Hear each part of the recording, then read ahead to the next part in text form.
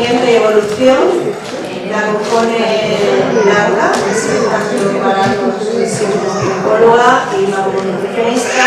María Ángeles Sánchez, que es investigadora principal en el Centro de Universidad de Diabetes y Metabolismo del Instituto Murciano de Investigación Biosanitaria Pascual Parrilla. Y ella habla de microbiota y embarazo durante la salud y enfermedad obstétrica. Tenemos también a Miriam Sánchez López, que es sanitaria y asesora de lactancia materna en el Vínculo Infinito, y es miembro también del grupo de trabajo Mujeres y Diabetes de la Sociedad Española de Diabetes, que nos va a hablar de cómo proteger la lactancia. Y tenemos también a una psicóloga general sanitaria, que es María Jesús Villar, que además es profesora de Pilates terapéutico y yoga, que nos va a hablar del aspecto de deporte y salud, muere con un propósito. Bueno, pues Inma, cuéntanos, somos mujeres en esta etapa independientes, estupenda, llevamos un ritmo de vida frenético, podemos con todo, pero de pronto tenemos que adaptar esta vida tan frenética de comer fuera, de salir, de viajar y tal, a nuestra diabetes. ¿Qué hacemos? O sea, yo no me puedo llevar el carrito ese que tú me dices a todos los sitios. Tengo que hacer una vida como el resto de personas. ¿Qué hago? Efectivamente, a ver, no sé quién me está haciendo magia, eso es, porque yo no tengo nada, pero quién sabe la cosa. Bueno, efectivamente tenemos nuestra vida frenética como todo el mundo y además tenemos diabetes. Entonces, bueno, unos consejos muy básicos que podemos tener en cuenta a la hora de planificar la alimentación en nuestro día a día y que sea lo más saludable posible son principalmente organizarnos un menú semanal de 7 días, comidas y cenas, organizando porque ya voy a consumir legumbres, que ya voy a consumir pescado, esto además de comer de forma que ahí vamos a comer de forma saludable, no va a ir a comer a la hora de realizar la compra. Y como siempre digo, montarnos una buena despensa, porque hay que ponernos la vida fácil. O sea, la vida ya es suficientemente complicada, con muchos altibajos, como para que encima nosotros nos tengamos complicados. Por lo cual, vamos a hacer una buena compra, a ponernos muchas conservas de verduras en la despensa, enlatados de sardinillas, de atún, que nos ayuda en un momento dado a comer algo súper rápido, abrir dos latas, 2 botes y tener la cena lista. Vasitos de quinoa, arroz integral preparado, en fin, todas esas cosas que nos pueden ayudar a ir súper rápido y tener al fin y al cabo un plato saludable y saludable. Luego también congelados, en fin, montarnos una buena despensa. Y como ahora se llama el batch cooking, que es porque mi pueblo se llama coger los papeles de mano, que yo soy de ese club, los entiendo, ¿vale? Pues eso nos salva la vida, con lo cual pues también nos va a servir mucho para eso. Y aunque acabar un poco, voy a seguir. ¿Quién me hace la magia? Yo. Sí, haz magia otra vez, vamos a pasarme al siguiente. Pequeños cambios del día a día. Súper fáciles. Es tan fácil como cambiar todos nuestros blancos por integrales, cambiar fiambres, quesos por alimentos, o sea, quesos y fiambres que sean de calidad, yogures que en vez de sabores 0% y historias, comprar un buen yogur natural con sus proteínas, que lo podéis encontrar con fruta, que le podéis añadir frutos secos. Son pequeños cambios del día a día que los hacemos y que van a ser un pasito más para nuestra salud. Picoteos, oye, pues en vez de abrir una bolsa de patatas, abren un poco de pepinillos, unas aceitunas, un poquito de hummus, con zanahoria, con unos tomates cherry, ¿vale? Algo así que también es crujiente, que nos ayuda a saciar un poquito también ese antojo. Y por último, magia. Y por último ya, cómo aplicar el índice glucémico a nuestro día a día. Cambiar los blancos por integrales, como ya hemos dicho, aumentar el consumo de legumbres y quinoa, se están pidiendo mucho las legumbres, es una fuente, vamos, súper buena de nutrientes, de proteínas, de hierro y muy barata, ¿vale? Así que vuelvan otra vez por favor las legumbres, añadir grasas de buena calidad, y la retrogradación del almidón, que seguro que muchas personas ya lo han escuchado, la creación de almidón resistente. Esto es muy interesante para el control de nuestra diabetes y además para nuestra organización, porque hacemos la pasta, el arroz del día anterior, la patata del día anterior y al día siguiente, dejando en el frigorífico unas horas, mínimo 4 horas, tenemos ese almidón resistente que nos va a ayudar para hacernos una buena ensalada, un buen tupper y además que nos va a ayudar en nuestro control glucémico, ¿vale? Y ya, pues, Interesante, ¿no? Muy interesante.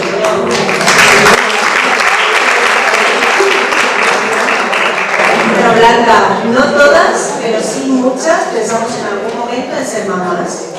Y esto de la diabetes pues hace que nos surjan dudas, que nos surjan algunos miedos. Yo, hablando contigo en algunas ocasiones, me has comentado que hay detalles que consideras importantes y que nadie nos cuenta durante la planificación y el embarazo en sí. Así que, como hoy es un grupo que tenemos con nosotras, primero por gran profesional como ginecóloga y no menos importante por ser una mamá con diabetes, me gustaría que nos contaras qué cosas deberíamos tener en cuenta antes de empezar a buscar ese embarazo. Bueno, pues aquí viene nuestro segundo reto. Una vez que ya teníamos nuestra diabetes controlada, con los ciclos menstruales y todo, Nos quitamos los anticonceptivos, fuera. exactamente, y ahora decimos, ahora quiero un embarazo, ahora ¿qué tengo que hacer? Eso si te da tiempo a pensarlo, porque a veces ¿qué ocurre? A veces no da tiempo de planificarlo. Bueno, lo ideal es planificarlo, desde luego. Si en algún momento sentimos el deseo de ser mamás y nos vamos a planificar nuestro embarazo con diabetes, lo ideal es que 6 meses antes de buscar el embarazo empecemos a controlar la hemoglobina de manera un poquito más estricta a la manera habitual. Lo ideal sería tener una hemoglobina glicosilada menor de 6,5 durante por lo menos 6 meses y también iniciar el tratamiento con ácido fólico durante 6 meses antes de buscar el embarazo.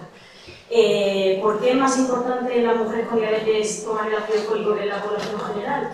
Porque las mujeres con diabetes tienen un riesgo un poquito más aumentado de enfermedades del tipo neural del bebé. No hay que tener miedo porque todo, haciéndolo bien, llevando control, tomando los correctos tratamientos, se iguala a la población general. Pero sí que es cierto que el ácido fólico nosotras deberíamos de tomar una cantidad 10 veces superior a la población general. Y esto es otra cosa que también a veces se olvida explicarlo. La población general tiene que tomar por lo menos 400 miligramos de ácido fólico. El tradicional iodo-cefol, nosotras deberíamos de tomar 4 gramos, que son una cantidad 10 veces superior. También sería necesario hacer una revisión oftalmológica antes de buscar embarazo para controlar que no exista retinopatía diabética ni que haya ninguna enfermedad que pueda empeorar con el embarazo, y en el caso de haber enfermedades concomitantes o alguna complicación de la diabetes que ya tengamos presente, consultar siempre con el especialista antes de buscar embarazo. Facilísimo.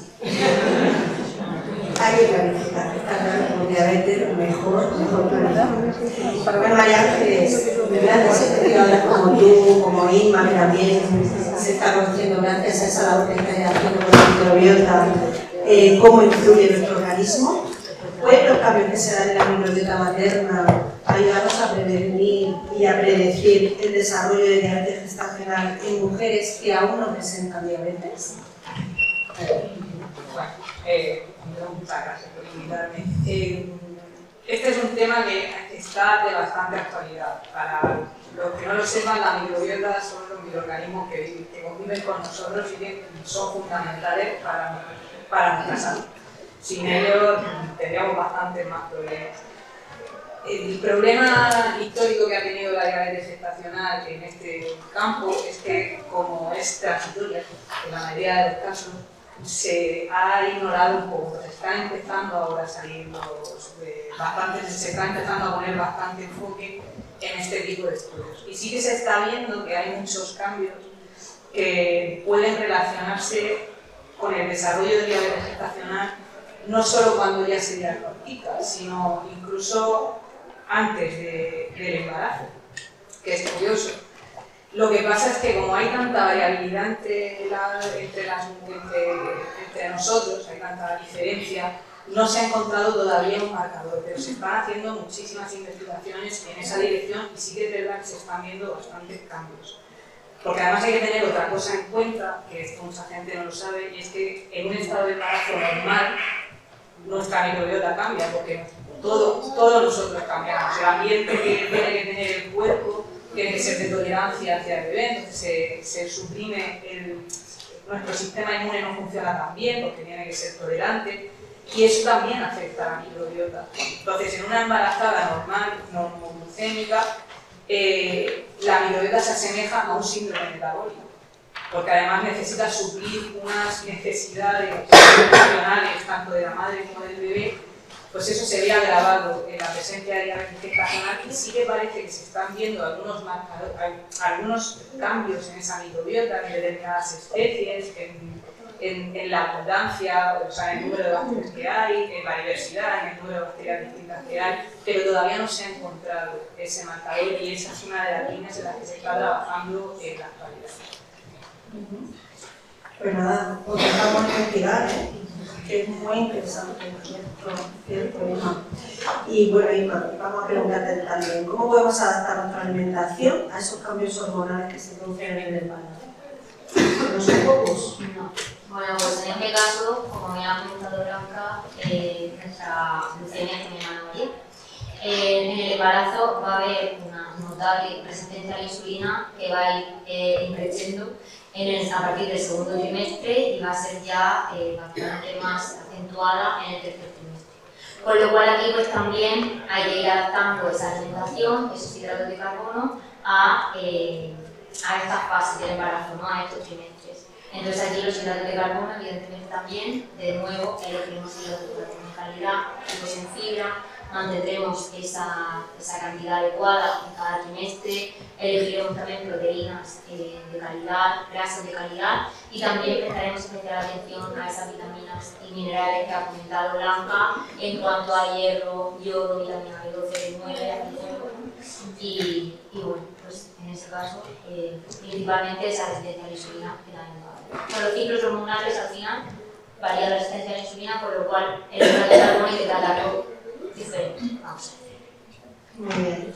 Bueno, María Jesús, y además de cuidar nuestra alimentación, en esta edad, en el subidón, nos damos cuenta de la importancia de la actividad física, nos ponemos una serie de Netflix y decimos, venga, me voy a poner las mallas, me pongo una cinta para el pelo y me voy al gimnasio con el kit completo, ya voy monísima de la muerte, pero yo me pregunto, antes de empezar a comenzar, o sea, de comenzar esa actividad física, ¿sería bueno hacernos algún tipo de control para saber cuál sería la adecuada según nuestra edad, según nuestro cuerpo, nuestro organismo, o nos tiramos a la piscina directamente, venga, ya iré cogiendo fuerza? Antes de nada, quiero decir que me encanta porque he aprendido muchísimo en las jornadas, muchas gracias, y es una de los profesionales, me encanta. Y a la pregunta que me estaba haciendo sería, como ha dicho Jessica en la etapa anterior, es importantísimo conocerse, pero tanto en la adolescencia como en etapas de madurez, por llamarlo así, ¿no? Cuando somos más mayores, y sobre todo cuando estás embarazada, ¿no? Porque se embaraza donde cambia mucho tu cuerpo, pero de repente, muy rápido, como estaba diciendo, a nivel hormonal, no esos cambios que tenemos, a nivel también emocional, que nos aceleramos también mentalmente, ¿no? Yo también tengo por ahí con la rama psicológica, y eso nos lleva a arrastrar mucho con nosotras. Entonces creo que es muy importante dentro de ese conocimiento hacer pruebas, ¿no? Y saber en esas pruebas con qué contamos. Y gracias a esas pruebas sabemos cómo estamos en ese momento y cómo podemos adecuarnos a ese estado que nosotros tenemos en ese momento. Y así adaptamos nuestro deporte, el deporte que a nosotras nos viene bien en ese momento y en ese estado en el que estamos. Yo creo que es fundamental, pero ya no solamente antes de empezar, sino también el durante y el después. Es fundamental mantener un seguimiento y sobre todo un trabajo multidisciplinar, ¿no? donde contaríamos con nutricionistas, sí o sí, porque debemos ir de la mano siempre, el deporte de la nutrición, también las ginecólogas con esta etapa de embarazo y como una cirugía, la Sandra que nos va a decir la necesidad. Entonces sí, a tu pregunta totalmente, tenemos que hacernos pruebas durante toda la etapa de entrenamiento para conocernos simplemente y saber con qué herramientas debemos de contar. Y Blanca, tenemos que tener miedo al embarazo si tenemos diabetes, porque yo recuerdo cuando hace mi hijo tiene 18 años, y hace 19 le pregunté a mi ginecóloga, no eras tú, porque todavía creo que no había nacido casa, le dije, bueno, ya era mi lío, ¿no? Como buenas madres cuidadoras, pues cuando se presenta la diabetes, cuando se presenta una adversidad de salud, entonces nos empapamos, nos pasa, aquí tenemos a nuestra presidenta que para esto se sabe toda la enciclopedia que hay de esa problemática, pues yo le pregunté, bueno, ¿y ahora qué leo sobre diabetes de embarazo? Entonces me dijo, cómprate revistas de mi bebé y cosas del estilo. No leas nada en internet sobre diabetes de embarazo porque te va a poner todo lo malo que te puede pasar con la diabetes mientras estás embarazada. Y eso es así, porque parece que los sensacionalistas les mucho más. Yo como periodista tengo que reconocer que se deben hacer esas noticias que las noticias de bondad. Entonces, ¿hay que tener miedo a esa situación de embarazo con diabetes o cómo lo afrontamos? Pues es cierto que tradicionalmente se ha pensado que la diabetes, o sea, una embarazada con diabetes ya era una gestación de riesgo, pero esto, como comentabas, era porque antiguamente no había tantos controles, no había tantas herramientas como tenemos a día de hoy y sí que podían haber un poco más de complicaciones, podían haber complicaciones asociadas a las gestantes con diabetes. ¿Qué pasa? Que a día de hoy tenemos un montón de herramientas y tenemos un montón de aliados. Los primeros, el sensor y la bomba, como comentaba Daniela. A día de hoy podemos saber la glucemia que tenemos ahora, la que tenemos dentro de 20 minutos, la que tenemos en 3 horas y todo lo que ha pasado en medio. Antes tú te hacías un destro y luego hasta que no te lo hacías en 3 horas, lo que había entre medias no se sabía. Entonces, pues bueno, que no hay que tener miedo a la gestación con diabetes porque una gestante con diabetes, si lleva su diabetes bajo control, no tiene que tener ninguna complicación más que una mujer normal. De hecho, mi experiencia personal como ginecóloga, ya dejando la diabetes a un lado, he visto muchas más complicaciones por desgracia en población general que en mujeres con diabetes. Lo que sí que hay que tener en cuenta, y esto los diabéticos en general lo hacemos muy bien, porque como decía Irene, que lo dije una vez y se me quedó grabado, nosotros somos diabéticos de 10, de top, no somos los diabéticos que tienen las complicaciones, nosotros somos los diabéticos que lo llevamos todo genial, que no tenemos, que llevamos todos nuestros controles, que seguimos todos nuestros tratamientos. Así que, teniendo en cuenta las cosas que hay que controlar en el embarazo, no hay que tener ningún miedo.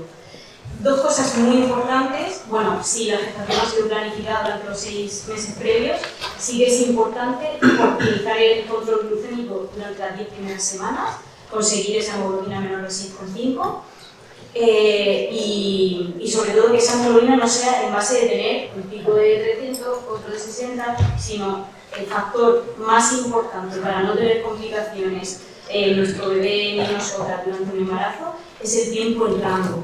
El tiempo en rango debe ser más del 70% y el rango se hace un poquito más estrecho durante el embarazo, hay que tener una hemoglobina menor de 140. Esto es muy importante, si esto lo llevamos a cabo no tenemos por qué tener ninguna complicación, ningún problema. Y otra cosa también a tener en cuenta es que durante las diferentes fases del embarazo hay cambios en la sensibilidad a la insulina que son importantes, no es un cambio que podemos seguir con la misma dosis, o sea, al final son cambios fuertes, repentinos y que tenemos que estar preparados para ello. Normalmente nuestro endocrino nos avisará de la semana 0 a la 16 pasa esto, disminuye la resistencia a la insulina, luego aumenta, esto nos lo irán explicando, pero sí que teniéndolo en cuenta y llevando buenos controles, no tiene por qué pasar nada. Muy bien explicado, Lara. Nos encanta escucharte. ¿Cómo influye el deporte, María Jesús, en mujeres embarazadas? No ya con diabetes, sino mujeres embarazadas. ¿Cómo nos influye? Tenemos aquí la magia. Ay, gracias. Pues el deporte en todas las embarazadas, voy a decir yo, que es buenísimo. Pero sobre todo la actitud, que es lo que yo quería recalcar. ¿Por qué? Yo siempre hablo de 4 grandes. Tiene muchos beneficios el deporte a nivel personal, para cada persona, pero en embarazadas sobre todo tiene 4 grandes pilares que te va a beneficiar. Entre ellos sería la mente, como no, porque te mantiene un estado un poquito más de equilibrio, le llaman así, porque eso, no siempre podemos estar en equilibrio, es maravilloso no estar en equilibrio, pero conocernos para volver de nuevo, utilizar esas estrategias y volver al equilibrio, porque en general, pues, una de las técnicas que podemos utilizar es el deporte. Entonces es muy importante en esta etapa del embarazo tener en cuenta si es hecho antes deporte o no, porque esto sería la piscina, va a decir, yo creo que es deporte, pero ahora voy a hacer natación 200 metros, no cabeza. Entonces, encontrar tu deporte, que te sienta sentir cómoda, que te haga sentir que estás cuidándote a ti misma y también a ese tesoro que llevamos dentro, ¿no? Ya también a veces. Otro de nuestros pilares grandes es salud. Por favor, nuestra columna vertebral, que tanto sufre, ¿no? con el embarazo. Y el deporte, sobre todo con el que yo trabajo, que sería el yoga y el pilates terapéutico, se acerca mucho a ese trabajo de nuestra faja abdominal que protege esa postura de las embarazadas, que nos encanta. Otro de los grandes son la respiración. Importante la respiración y qué poco escuchamos a nuestra respiración, cuánto nos dice cómo respiramos. Y en las embarazadas muchísimo más por esa presión que nos ejerce tener un ser maravilloso dentro de nosotras y que nos restringe mucho a nivel respiratorio. Entonces, trabajar esa respiración en el deporte nos va a ayudar muchísimo. Y también, como no, el suelo pélvico, que ahí también debo de mencionar a los fisios, ese trabajo que hacemos cohesionados con los fisioterapeutas, con el trabajo de suelo pélvico y que muchos deportes les beneficia a las embarazadas. Y voy a añadir uno más, y es ese estado de paz y de relajación que nos transmite hacer algo con nosotras, ¿no? Porque cuando tenemos un ser dentro de nosotras, como que nos dejamos un segundo plano. Ya es, primero esta persona, que es maravilloso y la aceptamos, pero luego ya, si me sobra tiempo de todas las cosas que tengo que hacer, seré yo. Pero es que nunca sobra tiempo, siempre me falta uno de lado. Entonces, esa necesidad de concederte ese momento. Si antes te concedías una hora, ahora sea media. Si lo puedes mantener ahora, mejor, pero si es media, pues también nos viene bien, pero manténla, aunque sea estirar nada más. Y si es un deporte de atletismo, pues mejor bien, aquellas que hayan competido antes, ¿no? Pero siempre con ese pensamiento, ahora no puedo ser superwoman de repente de la noche a la mañana. No, me respeto, me cuido, veo en qué momento estoy. Por eso decíamos que no me estoy preguntando, porque a lo mejor yo era antes de una forma, pero ahora estoy en otra. Y más cuando tengo diabetes, que cambiamos tanto según el estado en el que estás en ese momento. Entonces, sí, es realmente importantísimo. Y otra decisión más que tenemos que tomar como mujeres, María Ángeles, y aquí te voy a hacer una pregunta, no sé si complicada, es tomar la decisión si tenemos un parto vaginal o un parto por cesárea. Yo te pregunto, ¿qué impacto tiene el tipo de parto en la microbiota del bebé de mamás con diabetes gestacional? Hay nada. ¿Tan importante es decidir una cosa u otra? Sí. Vamos a ver por qué. Primero voy a hablar de algo que posiblemente mucha de la gente de aquí no lo sepa, y es que la microbiota de la madre va a tener un efecto no solo en el desarrollo del bebé dentro del útero, sino luego en la salud del bebé a largo plazo, porque va a ser la principal fuente por la cual el bebé va a obtener su propia microbiota. Y como vemos aquí, pues cuando está en el embarazo se comunica a través de compuestos que producen la microbiota, igual que cuando tomamos un medicamento nos dicen no podéis tomarlo porque afecta al bebé. Nuestra microbiota produce unos compuestos que son capaces de hablar de mandar señales al bebé. Cuando hay una diabetes gestacional, las bacterias buenas hay menos bacterias buenas en la microbiota de la madre. Y hay más bacterias con una actividad inflamatoria. Entonces, las señales que le llegan al bebé pues son menos señales buenas, más malas, que pueden tener un efecto en el desarrollo neurológico o en el desarrollo del sistema inmune del bebé a largo plazo. No hay que preocuparse porque no le va a pasar nada, pero que pueden estar influenciando. Y cuando el bebé nace, el bebé está en un ambiente estéril, no hay bacterias. Cuando nace es ahí donde toma el contacto. Cuando lo hace por vía vaginal, el primer contacto es con la microbiota de la vagina e incluso de las heces de la madre. Si hay una buena microbiota, esa colonización va a ser buena. El problema cuando se produce una cesárea es que esa microbiota viene de la piel. Y claro, la microbiota que nosotros tenemos en la piel no es la misma que tenemos en la madre y tiene en la vagina. Y hay una deficiencia de un determinado número de bacterias que son fundamentales para el desarrollo del bebé, que son las bifidobacterias, que son principales, que son las que son capaces de coger los nutrientes de la leche materna y que tienen una influencia enorme en la salud del bebé a largo plazo. Entonces, no solo el tipo de parto va a afectar, sino que es que además, cuando se produce una diabetes gestacional, están incluso más alteradas ya no solo la microbiota de la madre vaginal e intestinal, sino también de la piel. Entonces puede predisponer a desarrollar enfermedades como por ejemplo alergias a largo plazo. Pero bueno, se están empezando a estudiar pues, estrategias, pues, seeding, que es que mi nombre en inglés, que es como exponerlos a esos bebés que nacen por cesárea, exponerlos a microbiota directamente. Están en pañales, están pañales esa investigación, porque si a ti te llegan y te dicen, oye, te voy a dar un poco de tu caca al bebé, hay mucha gente que es un poco reticente, pero en realidad es lo que pasa además. Si el bebé pasa por el canal vaginal y muchas veces en los partos vaginales las madres no se pueden contener, entonces el niño está expuesto a todo. Pero parece ser que están empezando a dar bastante buenos resultados, pero sí, hay un efecto. Hay una pregunta para ti en la mesa. Yo me voy a aprovechar de esta pregunta.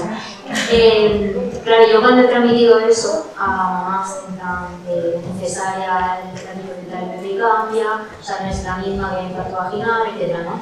Claro, hay cierta preocupación, ¿no? Porque a veces que no se puede ir en cesárea, y eso sí, ¿no? Yo sí tengo entendido que después, si hay lactancia materna durante 6 meses, más de 6 meses, que bueno, que esa microbiota del bebé se recupera, podríamos decir, o se asemeja a esa microbiota de un bebé de parto con cesárea, de parto con vaginal. Sí, de parto con cesárea, totalmente. O sea, la principal fuente inicial es el parto, pero lo que va a mantener, sobre todo, y que va a favorecer un buen desarrollo del sistema inmunológico y luego de la microbiota es la lactancia materna. Y sí que hay estudios, y ya se está viendo que cuando tienen lactancia materna las diferencias se ven en el primer mes, luego ya se estabiliza y cuando ves unos bebés naciendo por vía vaginal de cesárea, a los 6 meses parece que se equilibra esa microbiota. Entonces la lactancia materna es fundamental. Madre mía, el tema se pone interesante y la bien blanca viene de tener cosas. Como mamá no entiendo que ha sido mamá por cesárea con toda la pena del mundo. Vengo a decir también que os quedéis tranquilas porque, como ha dicho Ima, efectivamente con la lactancia materna se restablece la microbiota, porque muchas veces la diabética es como un riesgo inherente que al final tenemos aumentado desde que fue cesárea, porque la insulina en sí misma es una hormona que es agonizante, que es formadora de tejidos, entonces al final hacemos bebés más gorditos, más preciosos, pero que también nos pone el riesgo de tener más cantidad de cesárea. Entonces, que tampoco, si al final tiene que ser una cesárea, porque es lo mejor para llegar a tu bebé, no te preocupes, dale, le quitas y se De todas formas, tenemos aquí a Miriam, que es experta asesora en lactancia materna, a ver si la dejamos hablar. Pero bueno, antes de pasar a hablar con Miriam, quería, María Ángel, preguntarte si se sabe algo sobre los potenciales beneficios del uso de probióticos o prebióticos en embarazadas con diabetes gestacional. Sí, sobre ese tema sí que se están empezando a ver bastantes estudios. Los probióticos son, todos hemos escuchado, los omegas son bacterias beneficiosas que nos las tomamos y tienen un efecto. Entonces existen estrategias, estrategias en las cuales se les da los probióticos, por ejemplo, bifidobacterias, esas bifidobacterias que yo decía que son fundamentales en las primeras etapas de desarrollo del bebé, o lactobacillus, que son las principales bacterias que hay en la vagina, que son necesarias para evitar infecciones. Pero lo que más funciona, porque claro, el problema que tienes es que cuando te lo tomas vía oral tiene que pasar todo el tracto digestivo, pasa por el estómago, que es muy ácido, entonces hay veces que ahí falla. Lo que sí que tiene mucho efecto es el uso de prebióticos. Los prebióticos son los alimentos que toman las bacterias. Nosotros no podemos, nosotros los tomamos y es pues, algo tan simple como la fibra alimentaria, que nosotros somos incapaces de metabolizarla nosotros mismos, pero nuestras bacterias sí son capaces de usarla. Entonces, el aumentar alimentos integrales, el uso de determinados prebióticos, como por ejemplo los glucosacáridos que están presentes en la leche materna, que son una de las varios componentes, los glucosacáridos con la inulina, que son fibras alimentarias, lo que hacen es favorecer esas bacterias buenas porque es su alimento natural. Y luego, en el caso de la diabetes gestacional, hay una cosa curiosa, porque aquí en España casi todas se tratan con insulina, pero resulta que la metformina tiene un efecto prebiótico. Y hay países en los que sí se usa diabetes gestacional y la metformina tiene un efecto prebiótico. Curiosamente, lo que hace tiene un efecto similar al que puede tener la fibra alimentaria, porque como es un antidiabético oral, tiene efecto directamente sobre esa, no solo el diabetes gestacional, en todas las diabetes cuando se trata, favorece esa restauración de una microbiota normal. O sea que también se podría incluso usar como prebiótico. Blanca, tú tienes pacientes que han sufrido mucho de la candidiasis y durante el embarazo han tomado probióticos y bueno, cuéntanos cómo han evolucionado. Ya no solo pacientes con candidiasis, como vosotros sabéis, yo me dedico a la reproducción asistida y es verdad que la microbiota es una palabra que está muy en auge porque es importante en todos los ámbitos de la salud y en todos los aspectos del ser humano. Y, por ejemplo, en mujeres con dificultad para conseguir el embarazo, con algún tipo de esterilidad o de infertilidad, también se ha visto que está muy asociado a alteraciones en la microbiota. El uso de probióticos y prebióticos también se ha visto que favorece conseguir ese embarazo finalmente. Y eso, y en mujeres con diabetes, que muchas veces sufrimos de más candidiasis o más infecciones de orina, porque al final muchas veces estamos metabolizando glucosa, que es el sustrato de esas bacterias, y sufrimos de esas patologías. Con el uso de prebióticos y prebióticos se han visto unos resultados muy buenos y el cese de este tipo de Miriam, y sale a colación aquí así espontánea la lactancia materna del club como defensora ultranza de ella. Bueno, pues eso, la defiendes y trabajas constantemente con mujeres a las que ayudas a entender esto de la lactancia materna. Cuéntanos cómo beneficia esta lactancia tanto a la madre como al hijo. Sí, sí. Vale, yo vengo un poquito a defender pues, esto de comentar la lactancia materna. ¿Por qué? Porque la leche materna es un fluido vivo, que igual no se oye mucho, pero es un fluido vivo, tiene poder cambiante, tiene poder de adaptación. Entonces, pues siempre se oyen unos beneficios. Igual siempre lo mismo, ¿no? Bueno, pues los bebés la digieren muy bien, ayuda al desarrollo, pero es que a las mamás con diabetes y a los bebés también nos beneficia bastante. Entonces, al bebé, por ejemplo, le ayuda a regular el nivel glucémico. Nuestros bebés, como ha dicho Blanca, son más gorditos. Entonces también los protege un poco de esa obesidad infantil. Los protege además de infecciones, de enfermedades, pues también le ayuda a que si cogen alguna catarro o algo, pues se curen antes.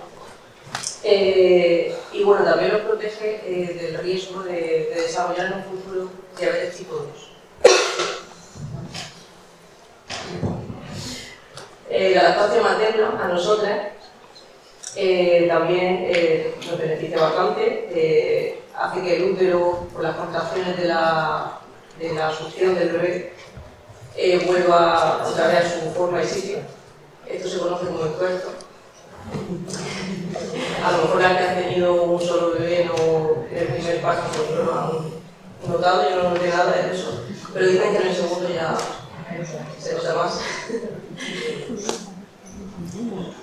También nos protege de hemorragia por parto, hay una disminución del cáncer de mama y de ovario, nos protege también de las enfermedades cardiovasculares Y bueno, de cara a la menopausia, que ahora hablaré también de esa etapa, aumenta el depósito de calcio en nosotros. Cuando hay una diabetes tipo 2, perdón, gestacional, también luego a largo plazo pues ayuda a que no se desarrolle, no haya tanta probabilidad de desarrollo de diabetes tipo 2. Pues esto, pues respecto a los cambios hormonales que sufrimos durante el embarazo, también pues cuanto más avancemos por más protección desarrolla diabetes tipo 2. Y bueno, Y te voy a hacer una pregunta. ¿La leche de una mujer con diabetes protege a su bebé de desarrollarla?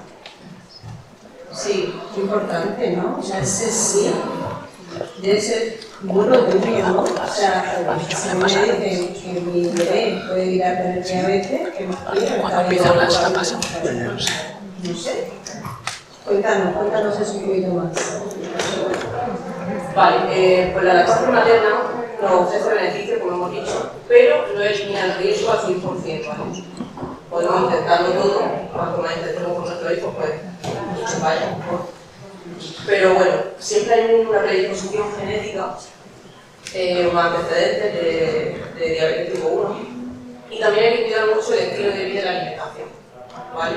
Para que pues, tengamos más probabilidades de que los bebés pues, no tengan que no la desarrollen, ¿vale? Como han hablado mis compañeras del microbioma intestinal, pues eso, cuanto más fuerte tengamos el sistema inmune de los bebés, pues menos probabilidad tendrán de hay estudios que dicen que la lactancia pues, tiene un factor protector.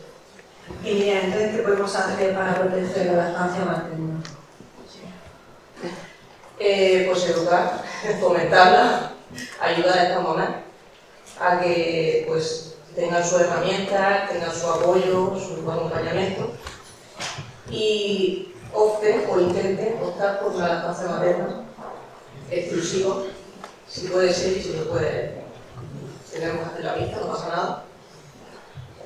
Y nada, pues ahora con trabajar en equipo es lo que nos queda, trabajo interdisciplinar.